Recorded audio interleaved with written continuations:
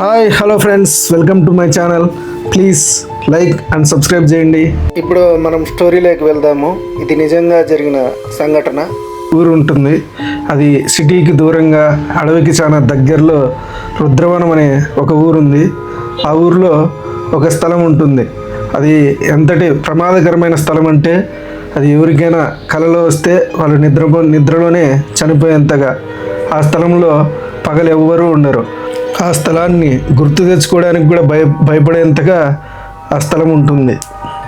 ఆ స్థలంలో ఏ చెట్టు పెరగదు, ఏ పక్షి వాలదు, అక్కడ ఏమీ ఉండవు, ఖాళీగా ఉంటుంది. అక్కడ ఎవరైనా వెళ్ళినా కూడా వాళ్ళు చనిపోతారనమాట. ఆ స్థలం గాలి తగిలినా కూడా చనిపోయేంత డేంజర్గా ఆ స్థలం ఉంటుంది. ఒకసారి అక్కడ ఊరందరూ ఒకసారి ధైర్యం తెచ్చుకొని ఆ స్థలంలో తవ్వారనమాట. తవ్వితే అక్కడి నుంచి రక్తం బయటకు వచ్చింది. అంత ఘోరంగా ఉంటుంది ఆ స్థలం. అక్కడ ఎవరైనా గుడిసె వేసుకుంటే అది అలాగే కూలిపోయేది. అక్కడ ఎవరైనా షాపింగ్ కాంప్లెక్స్ అలా కట్టారనుకోండి, అది కూడా తర్వాత రోజు కూలిపోతుంది అనమాట. అక్కడ ఎవరైనా ఏమైనా కట్టడానికి ట్రై చేస్తారు కదా, కార్మికులు కానీ కాంట్రాక్టర్స్ కానీ, వాళ్ళు కూడా రక్తం కక్కుని చనిపోతారనమాట. 2 సంవత్సరాల తర్వాత ఆ ఏరియాలో స్కూల్ కట్టాలని గవర్నమెంట్ కాంట్రాక్ట్ ఇస్తుందన్నమాట. అప్పుడు అందరూ భయపడుతూ ఉంటారు అక్కడ కడితే ఏమవుతుందో అని. మొత్తానికి ఒక కాంట్రాక్టర్ దయ్యాలు నమ్మని వ్యక్తి ధైర్యం చేసి అక్కడికి వచ్చి ఒక స్కూల్ కడతాడు. అయితే ఈసారి స్కూల్ పడిపోలేదు, కాంట్రాక్టర్కు ఏమీ కాలేదు. కొన్ని నెలల తర్వాత ఆ స్కూల్ రెడీ అవుతుందన్నమాట. ఫస్ట్ రోజు టైం అవుతూనే గంట ఎవరు కొట్టకుండానే దానంతట అదే కొట్టుకుంటుంది. బెంచీలు కూడా లైన్గా ఉండవు కదా, వాటంతటికి అవే లైన్గా అవుతాయన్నమాట.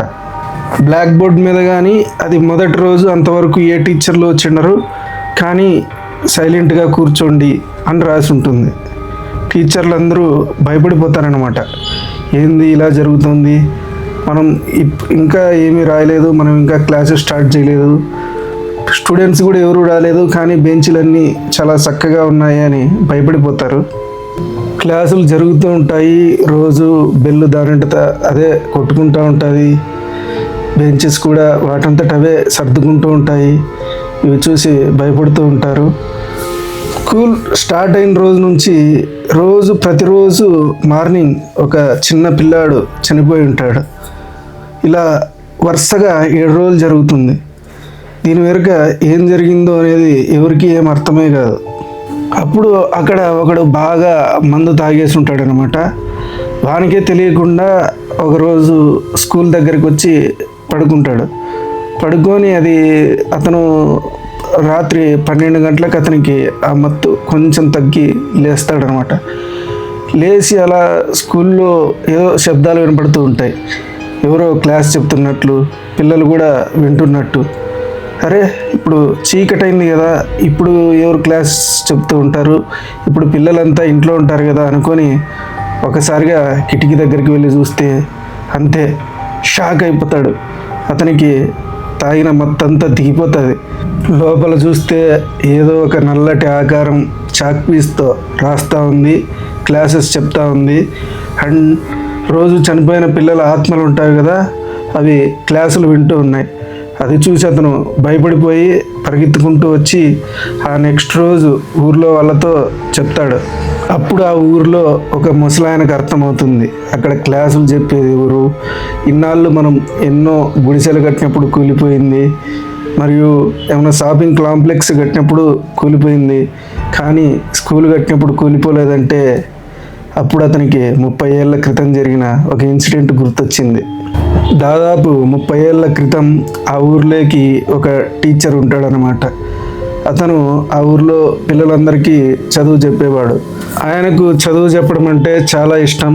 దాని ద్వారా అందరిలో చైతన్యం తేవచ్చు, అందరిలో ఉండే మూఢనమ్మకాలు, ఈ అంధకారాన్ని దూరం చేయొచ్చని అతను అనుకుంటూ ఉంటాడు.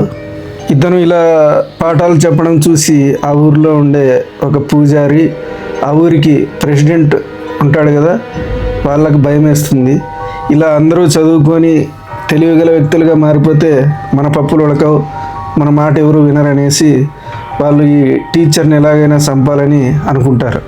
చంపాలి అనుకున్న తర్వాత తన అనుచరులతో, అంటే ప్రెసిడెంట్ వెనక ఉంటారు కదా కొంతమంది రౌడీ మోకలు, వాళ్ళందరూ తీసుకుని వెళ్ళి క్లాస్ చెప్తూ ఉండగా పిల్లలందరి ముందే టీచర్ని కొట్టేస్తారనమాట. భారీగా కొట్టి బ్రతికుండగానే అక్కడ గుంత తవ్వి అతన్ని బూడ్చేస్తారనమాట. అతను బూడ్చేటప్పుడు చెప్తాడు, మీరు నన్ను ఆపగలరేమో కానీ నా క్లాసెస్ ఆపలేరు, నా చదువును ఆపలేరు అని చెప్పి చనిపోతాడు. ఆ తర్వాత ఆ ముసలాయన ఇది అందరితో చెప్తాడు, ఖచ్చితంగా టీచరే అయి ఉంటాడు అని. అంతే, ఆ నెక్స్ట్ రోజు నుంచి స్కూల్ ఖాళీ చేస్తారనమాట. స్కూల్కు కీసేసి మూసేస్తారు. కానీ ఇప్పటికీ ఆ ఏరియాకి వెళ్తే రాత్రి క్లాసులు ఎవరో చెప్తున్నట్లు, పిల్లలు వింటున్నట్టు ఇప్పటికీ జరుగుతూనే ఉంటుంది. సో ఇది ఫ్రెండ్స్ స్టోరీ. ఈ వీడియో మీకు నచ్చినట్లయితే లైక్ చేయండి, సబ్స్క్రైబ్ మాత్రం ఖచ్చితంగా చేయండి, నాకు సపోర్టింగ్గా ఉంటుంది.